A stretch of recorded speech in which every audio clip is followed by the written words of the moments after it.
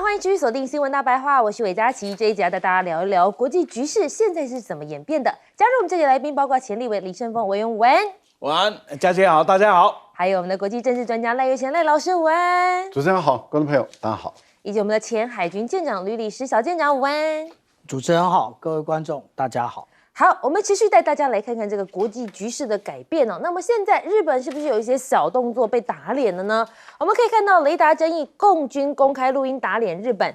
防卫大臣小泉进次郎说，中方所称的提前通报训练海空域情况其实并不存在的。但是呢，中国的官媒玉渊谈天发文指出，辽宁舰航母编队的训练时间线还还原了中日双方军舰通信的录音，我们先带大家来听听看这段录音。日本海上自卫队116舰，我是中国海军101舰，我编队将按计划组织舰载机飞行训练。This is China Navy Warship 101. Our formation organizes shipboard aircraft flight training as planned. Over. Chinese warship 101. This is Japan warship 116. I copied your message. 好，可以听到这个录音的后面呢，是说他是自称陆方已经接收到讯息，日方已经接收到了讯息了。他们说呢，这个日方不顾中方反复的提示跟预警，多次抵近中国海军训练的海空域，所以呢，这个是证实日方是有意来滋扰对岸的训练的。解放军报更说了，日方罔顾事实，倒打一把，迫不及待炒作所谓的雷达照射之势，越发越暴露其嫁祸于人、恶人先告状的惯用伎俩。越发越暴露其透过挑衅滋事破坏地区稳定的险恶意图。只不过现在有人就问了，辽宁号被指驶入美日训练区，中方反问日本的战斗机，你为什么要出现呢？那么呢，这大陆外交部的发言人就说了，日本自卫队战斗机为什么要出现在相关区域？是不是刻意在滋扰中方正常演训活动，来制造一个非常紧张的形态？那么日方就说了，这是构成挑衅，所以两方呢其实讲得非常的不同。那么现在日本首相高市早苗，他的外交是不是也惹恼了邻居，现在登上了热搜了呢？我们看到的是高市早苗称主岛是属于日本的，南韩强硬驳斥并警告严厉回应。高市早苗在国会宣称，主岛也就是南韩称的独岛呢，是日本固有的领土。但南韩的总统府官员就讲到了，对于日本就独岛提出任何不正当的主张，韩方将予以坚决而且严厉的回应。韩联社也说了，高市早苗近期涉台的言论已经让中日关系急剧恶化。在这样的背景，你还针对独岛发表谬论？分析人士指出，高市有关独岛的言论或损害韩日两国的合作基础，所以现在可能不只是中日关系紧张，难道连韩日关系都紧张了吗？那么现在要拼平衡外交，南韩的李在明计划1月造访奈良会晤日本首相高市早苗，他原本是计划明年1月要到日本去聊一个对谈。那在李在明政府也严令造访中国，力求日韩、韩中两大路线上的平衡外交。只不过现在这个高市早苗喊出主岛是日本的，李在明还会继续去访日吗？恐怕已经打上了一个大大的问号喽。那再带你来看到，现在川普把日本当作生意来看吗？先看到冷眼中日空战，川普只想着生意。美国安战略文件指出呢，这个川普未必介意日本去恶心中国，前提是不能冲击中美关系。日本若被炮制，那么未来世界消失，川普都可以接受。川普首要呢是确保明年顺利访华，事前最好能向中国卖一些 AI 晶片，还可以抽佣，对他来说才是最重要的。那么现在美国终于挺日本了吗？那么披露对日战机雷射照射不利于区域的和平稳定。美国国务院呢首次批评中方战机对自卫队战机进行的雷达照射行动，表明与日本同盟的关系比任何时候更加坚固。那么虽然美驻日本大使格拉斯公开批评中方，但川普跟高层官员其实都是保持缄默的。那么现在日本媒体也来报道了，他们报道什么呢？驻日美军跳伞训练中，降落伞竟然坠落在哪里？儿童社区。当地的政府打算向美军跟日本政府提出抗议。有一名驻日美军在横田基地跳伞训练的时候，因为强风导致他偏离原本应该有的航线，结果最终竟然掉到哪里？掉到离这个基地100公尺地方的儿童社区中心内。那么现在他们都觉得莫名其妙，怎么掉在人家的屋顶被发现？最后还是由市政官员先拿走。那么现在大陆的媒体人就说了，北京要看清4大情势，日本取代美国成为中国最大外患，威胁似乎是比美军更加多。他说，大陆资深媒体人刘和平就讲到了，你要认清这个事实，未来日本势必会建军拥核，使东亚局势回到2战前的中日战争状态。中国的安全最大外患将从美国变回到日本去了。我们先来问一下这个盛峰委员，你怎么看这个日本呢？他们说跟中方两边是完全说法都不容的。首先呢，这是用碰瓷2个字来形容，应该是恰到好处啊。因为在这个真实的证据没有出来以前，那我们一直认定是火控雷达。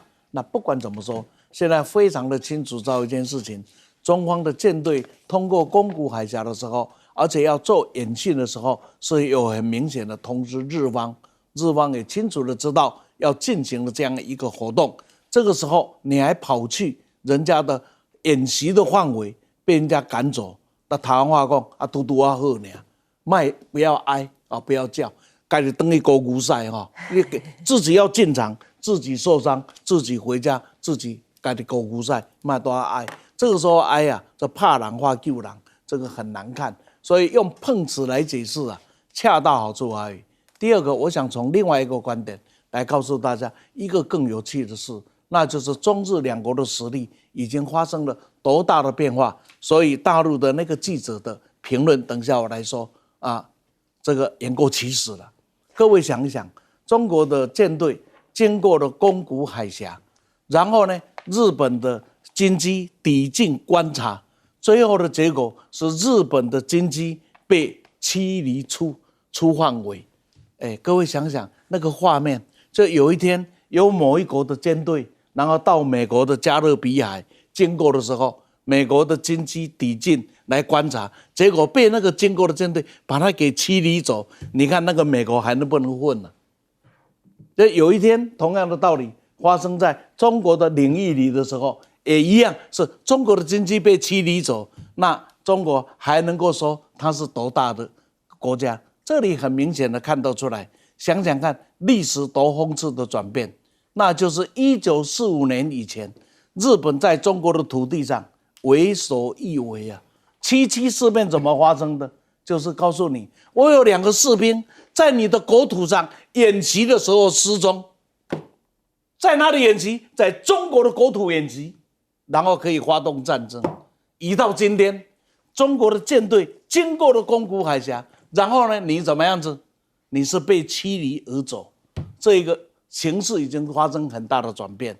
这个转变就明白的告诉日本的一件事情：右翼势力在崛起，绝对开历史的倒车，绝对是日本的悲剧，不会是亚洲的悲剧。同样的道理，假若呢，军国主义要死灰复燃。很抱歉，不是1985年的清朝了。今天的中国的实力跟精力一样，不是1985年的清朝。也别忘了那个 F-15，说不定我们这个舰长啊可以讲述得更清楚。F-15曾经在黄海的上空耀武扬威了几十年了，最起码20年了。现在有没有办法再耀武扬威？没有办法了。所以在这个情境，很明显的看到一件事情，日本必须认清一件事情：过往讲脱亚入欧，成为西方霸道的鹰犬，这样的日子要结束了。日本必须面对亚洲的崛起，中国的兴起，日本必须要想办法让自己成为亚洲和平王道的干城，否则的话，你面对的是一个几乎快跟你势均力敌的韩国。还有一个国力经历不晓得比你强多少的中国，你还在那里要耀武扬威？看看白宫所公布的国家安全策略，美国已经走了，他已经拜拜了，他现在只要你的钱，买他的武器，当他自带狗粮，那还要自买狗粮啊，还要当他干看门狗的日子，你将要代替台湾来好好享受了。好，那么持续请教一下赖老师，您又是怎么看这个高市早苗现在似乎也得罪了这个韩国他的邻居？高市早苗他当然军国主义者一贯的立场都认为说这个独岛啊是属于日本的，他们叫做主岛啊。对。那目前是掌控在谁的手中？当然是在韩国的手中。韩国目前有驻守军人在这个独岛，也有在这个地方有一些基础的一个设施。日本一直认为说这个岛屿是他们的这个也牵涉到当初这个日本战败投降的时候，应该要归还所有不是属于他的岛屿这个部分所以我觉得日本他本身的军国主义者念念不忘他非法占领的这些土地那当然他跟韩国本身引起的矛盾跟冲突那不在话下。现在的情况是李在明到底要怎么去处理这个问题？因为我们留意到过去尹锡悦的时候他一昧的讨好美国，要追求跟日本的和解，所以他对慰安妇的这个公道没有得到平反，他也就算了他对于日本在殖民韩国的时候的奴工，他也就算了。这个都对于受害者的家属跟受害者的后代他们的不公平的一个现象。当时尹锡悦就只为了讨好美国，他想到白宫去唱 American Pie， 现在成为这个阶下囚了被送进监牢。他跟他的太太，他太太涉及的是贪腐，他尹锡悦涉及的是叛国，两个人都被关到监牢里面去。也就是说，背叛自己国家的利益去讨好美国，去讨好日本，得到了最后的下场就是进监牢我想这是我们所看到韩国他的总统的一个情况。那李在明现在这个高市早苗又说这个独岛是他们的，那现在就牵涉到李在明会不会把这口气吞下去，然后再跑到日本去，然后跟高市早苗进行所谓的和解的外交。那这也考验李在明。如果李在明继续按照原本预定的行程，因为这是很明显的是高市早苗故意的挑衅。为什么？因为李在明早就宣布了，他1月份要到日本去，要到奈良。奈良我们都知道是高市早苗的家乡，要到那个地方去，要寻求跟日本的和解。好，那现在高市早苗就说好，你要寻求我的和解，我瞧不起你，我直接告诉你这个岛屿就是我的。那你现在李在明还去还是不去？你去了韩国本身的这些人会不会放过你？然后中国怎么看你李在明这样的一个国家的元首？我觉得李在明现在自己要去思考，他要怎么去处理。他想做平衡外交，可是平衡不能够失掉自己的尊严。现在的情况是高市早苗已经直接挑战你了，那看你要不要失掉你自己的尊严，只为了讨好日本。这样我们来观察一下这个李在明未来会怎么做。我个人是认为是这样子日本小泉进次郎也好，高市早苗也好，或是日本的军队也好，我觉得他们现在都在做一件很丢脸的事情，2次的去挑衅中国大陆，结果被人家打跑了。打跑了以后，半夜召开国际记者会，哭哭啼啼的喊痛，然后要征得国际间对他的同情。结果呢，还造谣，还说谎，最后你的谎言被人家解破了，那个脸都丢光了。脸丢光了以后，日本的媒体也不得不报道。一报道以后，日本也有青鸟日本也有跟台独的一样，也有青鸟。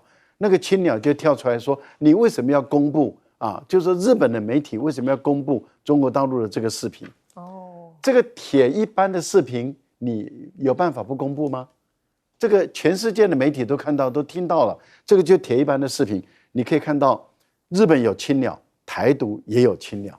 这些青鸟的特点就是非常特殊的一种颜色，就是绿色。”好，我们持续来请教一下舰长，你又是怎么看这段录音呢？其实日本可能忽略了一件事情现在各国的重大演训，包含台湾的汉光演习其实为了避免到日后造成各种的争议，这个在各种的那个无线电网络里面录音已经是演习的 ABC 了。他以为中国大陆解放军没有录音。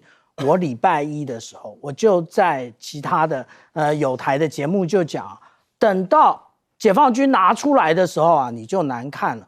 其实我们刚刚听到这个完整的录音啊，也就证明了一件事情啊，也就是很多人在质疑啊，说为什么日本啊凌晨2点多开记者会，那解放军他要隔天中午他才开，因为要掌握所有的证据，不能说错话，而且要确定这些证据啊都是实打实的。那我们其实看到这个一圈是什么啊？这个一圈也就是解放军它的一个航空母舰打击群的一个战斗空中巡逻。那我们刚刚看到的是舰对舰的一个通知啊。那其实如果以这样来讲，其实我们看到玉渊谈天他在这边还有讲得更清楚啊，也就是日方进入这一个演习区域的时候呢，那其实它有探知的这一个雷达的一个扫描讯号，但是同样的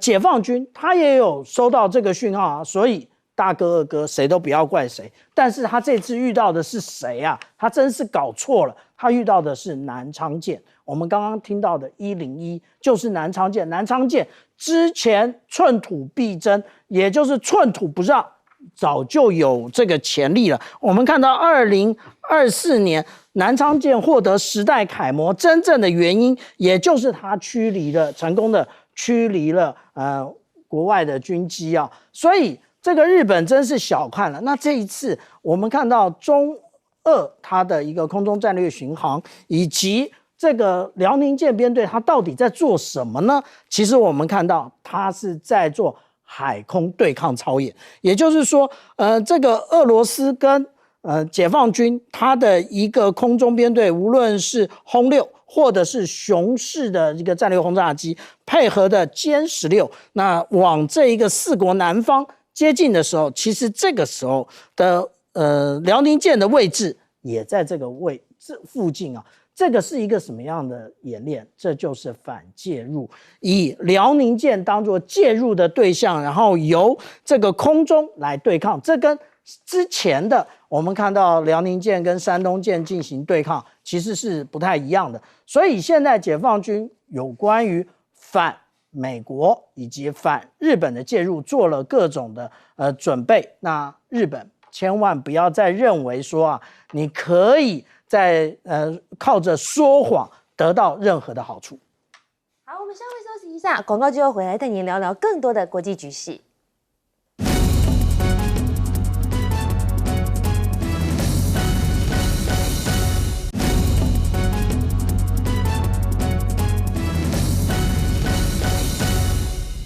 欢迎回到新闻大白话，这节带您来聊聊这中俄联手是不是让美日现在头很大呢？我们先带大家来看到是13架中俄战机在日本周边联合飞行，精建核轰炸机。小泉进次郎就生气了，说这是明显示威。那么呢，你可以看到中俄9日进行联合飞行，包括2架可搭载武器的Tu-95轰炸机，还有从日本海穿越到对马海峡，并在东海与中国可搭载长程飞弹的2架轰6轰炸机会合，更在冲绳本岛跟宫古岛间反复飞行，还有8架歼16的战机伴飞。那么日本的防务大臣小泉进次郎就说了，这样子的联合飞行不仅代表在日本的活动范围扩大活跃之外呢，明显就是针对日本的示威活动对于国家安全造成严重的忧虑。那现在不止辽宁舰了，美媒说7支中国舰队正在亚太同时活动，解放军已成为全球最强的海军了吗？你可以看到这张地图，包括了辽宁舰呢位于日本以东的这个航母编队，山东舰很可能已经出港进入南海的山东舰航母编队，甚至呢在东海这边呢有一个055型驱逐舰鞍山号与1架054A 型的护卫舰。哇，那甚至是补给舰都经过宫古海峡返回东海。那你可以看到呢，在新加坡这边有3艘的舰艇组成的第47护航编队在新加坡结束为期4天的停留。可以看到呢，现在解放军在亚太之同时活动，所以很多人都认为呢，现在的解放军今非昔比，已经变成全球最强了。那现在美国防长说，忽视中国的军力愚蠢且失敬。那么，美国防长赫格塞斯呢讲到这句话，他是怎么讲的？我们先来听听看。This involves respecting the historic military buildup they are undertaking. Our department maintains a clear-eyed appreciation of how rapid, formidable, and holistic the military buildup has been. We take these capabilities seriously. It would be silly and frankly disrespectful not to. 好，你可以听到呢，他说，如果你忽略了中国的军力是愚蠢而且是失敬的。那么，甚至美国的战争部长赫格塞斯呢，其实在2024年就曾经讲过，中国的战略目的就是组一支专门用于击败美国的军队。他是怎么讲的？我们一起来听听看。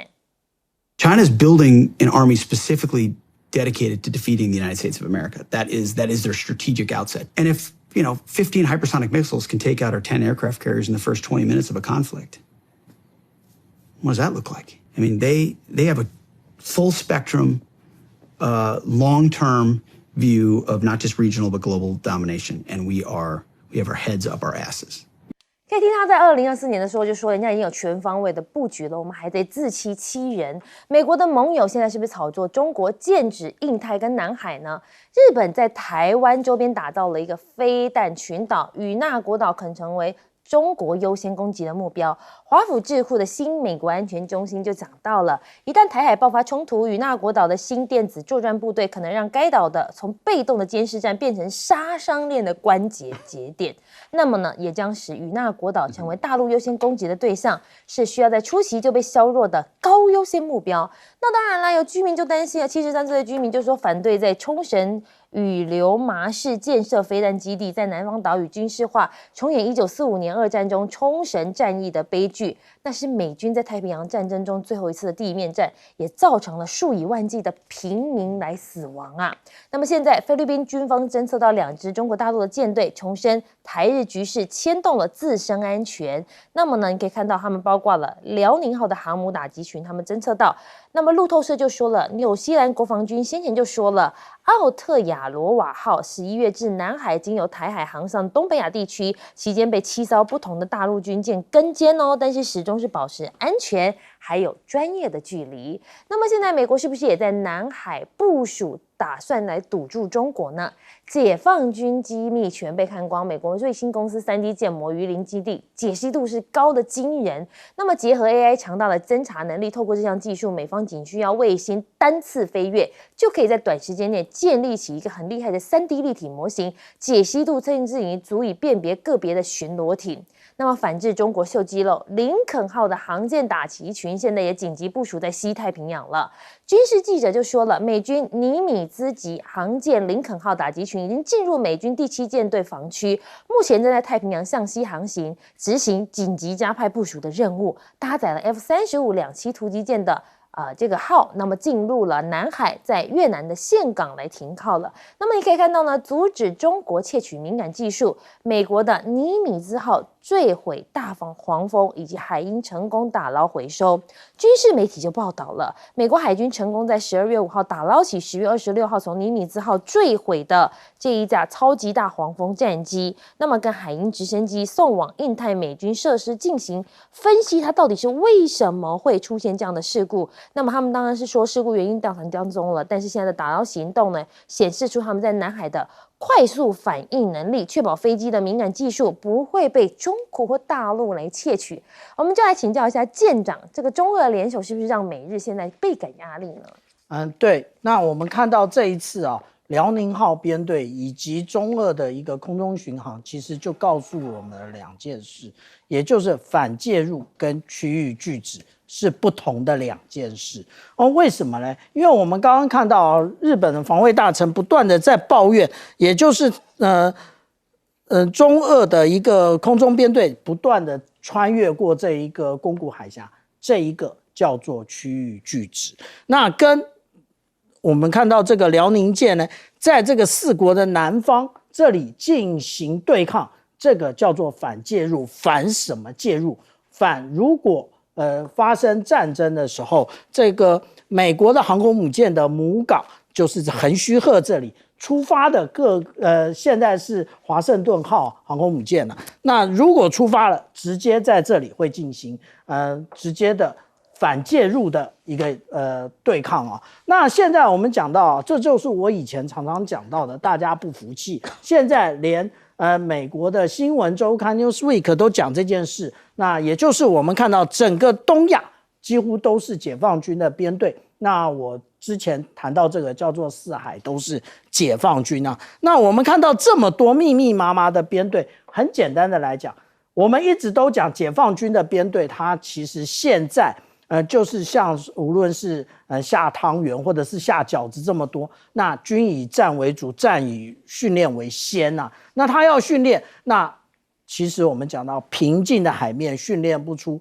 有那个能够有能力的水手，所以要往大洋啊。而且自从解放军有了这一个辽宁号之后，它已经是蓝水海军了。那所以它当然要穿越第一岛链啊。那穿越第一岛链之后，那第一个我们最近看到的一个卫星的那个照片，也就是这一个是延安号编队啊。那其实这里面呢还有另外一艘，那也就是海南舰。那它这一个编队之前我们得到的消息是在帛琉的东南方。那这一个编队为什么特别拿出来讲呢？因为澳洲很害怕啊。那但是我必须讲啊，这个美国的 Newsweek 它少算一个编队啊。那我跟大家在这边补报告，也就是解放军持续在亚丁湾护航的第48批啊。那它有这个唐山舰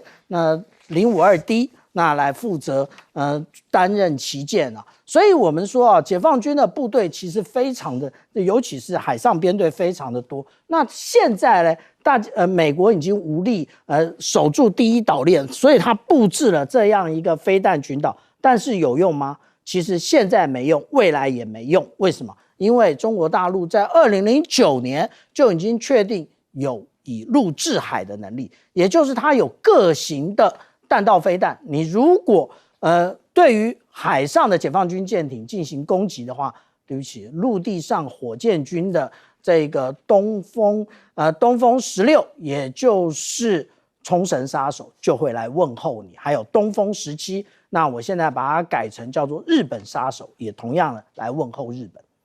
好，我们持续来请教赖老师，你怎么看？现在是不是在炒作说中国一直在剑指印太跟南海呢？我觉得最主要的，目前大陆的海军，因为大陆已经早就宣布它是海洋大国，就它不只是陆地的大国，它也是一个海权的大国。这个宣布并不是一个口头上的宣布而已，而是实际上就是这样做了。大陆可能是全世界唯一的同时是海权大国跟陆权大国的国家，没有任何一个国家能够跟中国大陆来拼，同时是陆权跟海权。美国是一个海权大国，但是美国不是陆权大国，但是中国大陆既是陆权大国，又是海权大国，海权大国就有海权大国的样子，所以大陆的这个舰载机的制造能力，还有航母战斗群的建造，还有各类型的导弹护卫舰、补给舰的建造，那这个自不在话下。所以我们会看到大陆的整个国家的军事的一个建设，它事实上是朝海权大国的架构来去发展。那这个发展中，目前来讲是我们叫做3个航母战斗群，可是一般估计9个航母战斗群可能都不嫌多了啊。为什么？因为大陆的人的民众到世界各地去投资，到世界各地投资，他的生命、他的财产、他的企业的安全就要得到保障。那你必须要有能力保障你在海外的投资，那要靠什么？除了空军以外，海军也要出去，陆地的特种部队、陆战队都要能够出去。这个就是我们讲的，要保护到中国大陆的侨民在全世界每一个角落的安全。除了透过外交，最主要的，你最后还是要透过军事的力量。所以未来在5大洋的存在，这已经是一个必然的事实啊！现在正在发生中，未来会成为一个常态。所以大陆在世界各地的海军的补给点的基地一定会都建构起来，这个是我想谁都不能避免。所以赫格塞斯，我觉得他基本上是正确的，也就是说要严肃而认真的对待对手的发展。我觉得这个他认为，这个如果你不这样做，你是愚蠢而失敬。我们讲到这里，我就会想到谁？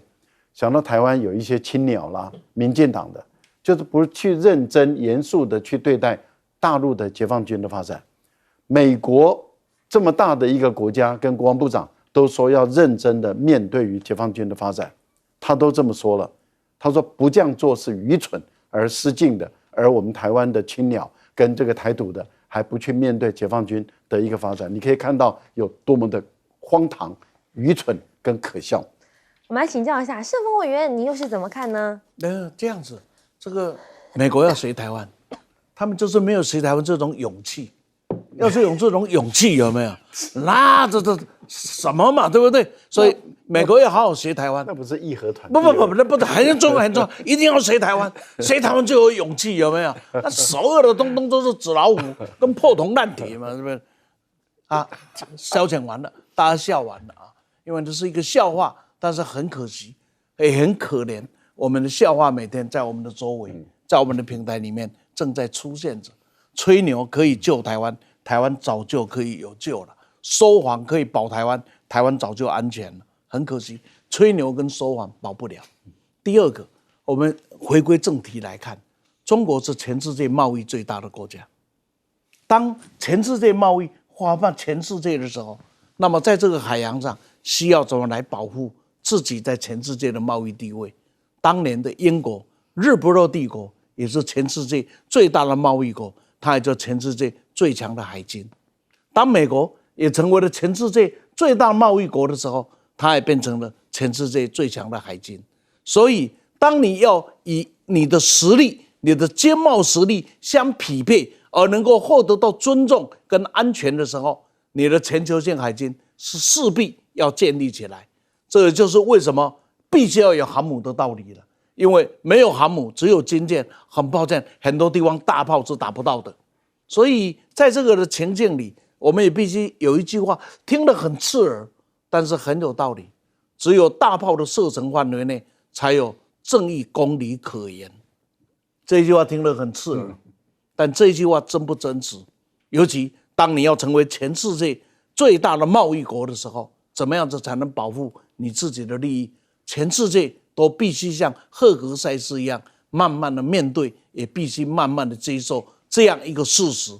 尤其台湾必须要接受啊，不要教美国，不要怕，知道没？那紧接着呢，就我们来看看这个拜登跟川普最大的功用之一，就是促使的恩怨情仇满身的俄罗斯跟中国合为一体。今天的高市早苗也很认真的，就让俄罗斯跟中国也联手来对付。哎呀，这三个人真是了不起，把这个恩怨情仇满身的中俄两国，能够把他们凑成一堆啊！我们除了表示敬佩以外啊，我们找不到任何的字眼可以形容。所以日本必须认清个事实。我还是一句话，在做西方霸道的鹰犬，必给日本带来灾难。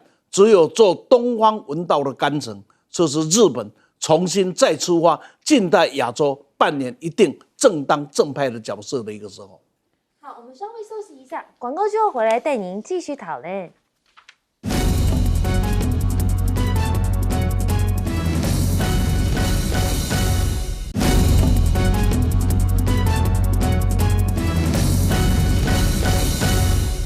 欢迎回到新闻大白话，这一节带大家来讨论最新的 AI 局势。我们现在大家来看到一下，这川普呢，现在跟习近平交手，是不是美兵兵败如山倒了呢？川普关税重拳失灵，大陆制造业交出最高成绩单。中国今年的工业生产创新高，尽管关税带来了干扰，北京的货品贸易顺差还是刷新了纪录。对于亚洲、欧洲、拉丁美洲跟非洲的出口成长，抵消了美国因为川普关税政策直接消美所造成的冲击。大陆网友就说了，川普透过关税政策逼了全世界跟其他国家联合起来对付美国，比起让美国再次伟大，这更像是让中国再次伟大。现在 Google 跟大陆厂 Xreal 推出的 AI 眼镜2026要发布，中国制造的成分越来越高了。那你可以看到这一个呢 ，Aura 的 AR 眼镜采用的是 Xreal 来自 XES 的晶片。那么呢，硬体研发跟制造几乎都是依托这个大陆团队来完成的，包括什么？包括龙旗科技、立讯精密都是供应商。那么辉达晶片管制现在法夹湾了，那么重塑美中科技冷战的格局。华府智库就说了，美国在运算能力方面可以说是遥遥领先，是因为中国无法生产足够的 AI 晶片来满足国内需求，向中国出售的 H200将缩小两国之间的差距，部分抵消美国从辉达新款晶片当中获得的优势。只不过现在辉达放行了之后呢，彭博揭内幕，川普放行辉达 H200出口中国，因为美方认定华为的技术已经逼近了辉达。他们说呢，因为他们觉得已经压不住中国了，不如让北京继续依赖美国生态系，同时维持美国18个月的领先优势。白宫的发言人德赛就说了，那么呢，这川普政府致力于确保美国技术堆叠的主导地位，同时不会在国家安全上妥协。川普突然放行辉达 H200卖中国，北京冷回一句话，可能再设一些采购的门槛。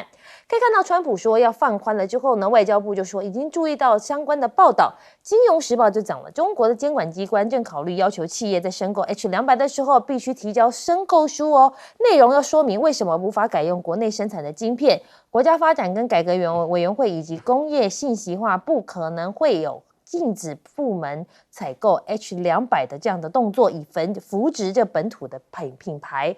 那么 H200呢，传出没阉割就销路，陆版辉达不甘示弱，抛出重磅消息。可以看到呢，辉达 H200晶片获准销售往中国大陆之际，被视为陆版辉达的 AI 晶片独角兽摩尔线程创办人张建荣也宣布了，最近要推出全新 GPU 架构，展现大陆的 GPU 自主化的加速步调。川普现在同意卖晶片，中国大陆的专家就说一厢情愿呐，中国不信任不好意思，我们也不需要这样子的东西。现在大陆的 AI 早就已经超越了欧美了吗？那么超英超美，那么现在奥媒说中国在74项的关键技术已经有66项领先，美国只剩下8项了。澳洲战略策略研究所呢，他们就说了，在 AI、国防、航天、能源、生物技术等等的领域，中国早就已经达到世界数一数二的水平了，其他地区都已经被甩在背后了。分析人士说了，中国在科技领域的进步速度是全球独一无二的。中国试图要追赶西方，但是现在中国已经赶上了，西方未来可能也再也追不上中国大陆的速度了。那么现在人形机器人行，大陆也要抢产业链。据身为智慧机器人技术还有人工智慧技术深度融合的前沿方向，正成为大陆各地抢占未来产业制高点的关键赛道。中国具有智慧将迎来原型世代，那么呢，在向这规模化应用的关键攻坚阶段。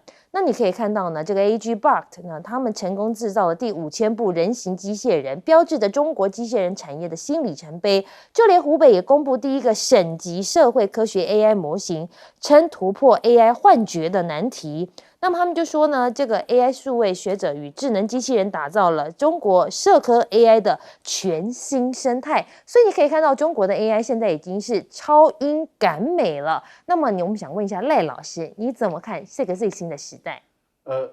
美国川普总统接受这个黄仁勋的一个的一个缩帖然后同意把 H200卖给中国大陆，这个不是因为他基于善心或是那个好心，他是不得不为什么？因为黄仁勋已经提出足够的证据证明了华为的384，对，他把384颗的这个升腾的晶片把它串在一起，构成一个平台，它的算力已经赶上了这个英伟达，就是辉达它本身的算力了。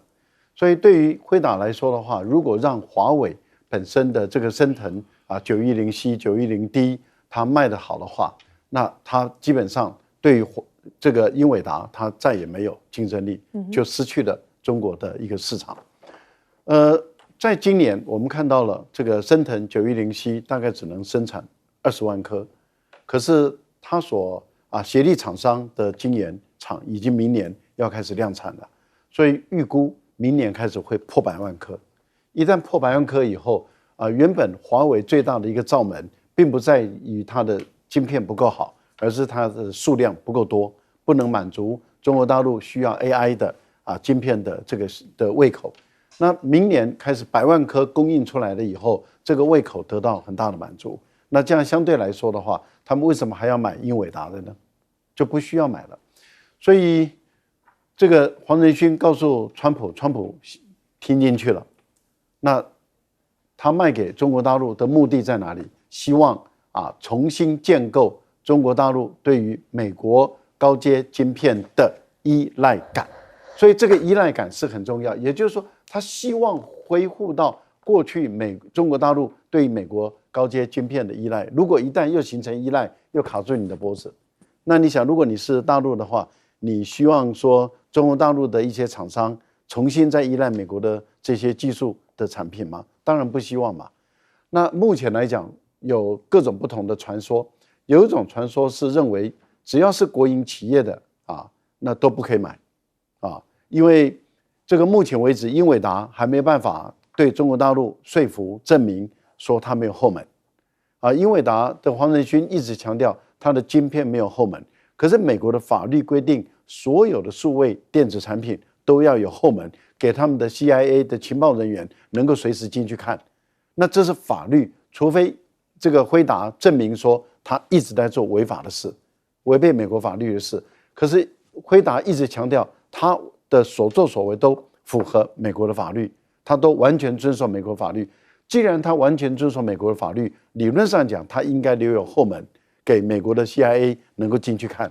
那这样的话，对于大陆的，例如说公立大学的研究部门、高科技的研究部门、国防的研究部门，还有大数据、大训练中心的做 AI 的机器人的这种大算力中心，只要是国营部门的，那都不行。另外，只要是政府补贴的或是援助的企业也不可以。那这样的话，这个对于英伟达来说，它可能未来面对的并不是大陆的大的厂商，而是很多的无数的小厂商，可能要只要你几千颗或是几百枚。那这样的话，对英伟达来讲就无利可图了，因为它要去服务这么多的厂商，它的成本就升高了。所以我个人认为，目前来讲，这是一个两国之间的在半导体晶片方面的另外一种战争。好，我们来请教舰长，你又是怎么看呢？中美交手这么多次有关于无论是在科技，无论是在贸易或者是关税上面其实我们现在所看到的都是美国不断的兵败如山倒，所以川普他也不得不每一次都法夹弯但是我们台湾现在在特别讲一件事也就是我们台湾人均 GDP 马上要冲破4万美元。我想请问一下，在电视前面的荧光幕前面的观众，你也真的很有感吗？那这个到底是怎么样创下来的？我们来看一下这个是我们台湾出口到美国跟中国大陆的占比那上面这个蓝色的部分呢是中国大陆包含香港，那这个红色的部分呢代表的是美国。其实在2025年，也就是今年呢，他们达到了一个交叉点，也就是中国大陆越来越少，往中国大陆越来越少，往美国的越来越多。大家觉得哇，好棒啊！不要忘了，美国有很高的关税可是中国大陆可是给台湾了 ECFA， 所以我们想一想这个问题未来给我们带来的是什么那也就是说，我们现在看到的这个4万美元的一个 GDP 那会不会只是昙花一现呢？那至于说有关于辉达 H200的这个晶片，对不起，你已经过时了。为什么讲过时呢？因为中国大陆已经不需要了。中国大陆就像刚刚赖老师讲的，它有 Cloud Matrix 这样的一个平台，而且这个平台呢，实际上来讲，它的各种的能力以及算力呢，其实跟NVIDIA 的Blackwell 其实是并驾齐驱的。这个也就是之前黄仁勋特别提到说NVIDIA 跟华为几乎只有那毫秒之差，所以他早就已经预警这件事情了。那现在呢，中国大陆其实是在2年前，他就已经开始要求，如果说那个自己国家可以生产的，绝对不向国外采购。为什么？因为随时会被这个美国透过各种的科技战、贸易战，甚至现在的关税卡脖子，我不让你卡脖子，所以才出现了我们讲到说有关于这个双循环的部分啊，也就是内循环，他们的国内循环，那这个国内循环以及国外循环，国内循环也就是我们都优先采购自己的晶片或者自己的 CPU， 所以我们刚刚听到了很多的公司啊，那例如说我们不讲华为啊，那就会有摩尔线程啊，其实还有寒武纪科技啊，这些公司其实杰比邻比的一直出现，为什么？因为大量的采购自己的晶片，这个才是最重要的。那至于说外循环的部分，也就是买不起 NVIDIA 的，通通都会向华为采购。那我们请教一下盛峰委员，你又是怎么看大陆的 AI？ 现在感觉已经是超英超美了。不超英是没有超英了，英本来就不在超的范围里面，超美而已的。那个英根本看不到这个英唇而已啊。好，那我们来看看呢几个具体的项目来跟大家讲一下。第一个呢，摩尔线程，摩尔线程呢，基本上这个张建宗是本来呢辉达的全球副总裁，那中华区的总经理，所以他现在呢，在这个部分呢是相当有成就。那现在华为、寒武纪等等这一些大概都全部上来了。中国大陆的策略是这样子：当我的功力不到的时候，我的算力不到的时候，那我就增加 CPU， 增加 CPU 就会增加电量，增加电量，厂商就会增加负担。这个负担的部分用中国超出的电力补贴，所以达不到算力的时候补贴电力，那达到算力那就不用了。所以对他来讲一点压力都没有。第二个呢，导致呢人才辈出，这个 Agibot 这个部分呢也是很精彩。这个人是当年呢在2020年的时候，华为啊天才计划里面吸收进来的几个人，他们在22年自己出来创业。那么到了2024年呢，第一步就出现了，到2025年的1月份就1000部，22年的12月份呢就达到了5000部，那它的单价达到40万的台币，所以它的投资是一个很成功。最重要，我来跟各位介绍的是湖北的这一个这个社科的 AI 啊，这个很有意思啊。我们有一个80-20理论啊，就是说我们大部分搜寻的范围80%都在我们的身边，只有20%会超出你的身边。可是呢 ，AI 给你的 information 是全球的、全世界的，那对我来讲需求没有那么大。因此，中国大陆现在在湖北变成一个社会科学资讯的一个 AI 中心了。它最大的好处就是那个正经的胡说八道会减少很多。对不对 ？AI 你问他，他跑出来，这个叫做所谓的 AI 幻觉嘛。就你问他，他说世界上最高的人是谁？他给你一个名字，结果你找不到这个人。这个 AI 我们找不到正经的胡说八道嘛。那么这个中为什么？因为它全球去找，所以当我把它接地气、很 local 来的时候，那湖北最高的人是谁？可能我得到最精致的答案呢，会是正确的就是 local 了，就是说，因为我们80%搜寻的东西都是在我们的四周围嘛，20%才会差。但是呢，这一个成功之后，各位要注意哦，也就是说，整个中国 AI 发展的计划是接地气的，是落地的。今天是湖北。明天可能是湖南，后天可能是广东，这一种把 AI 啊从全体性变成接地气的个别性，这种发展出来的威力啊，可能是超出美国的想象了。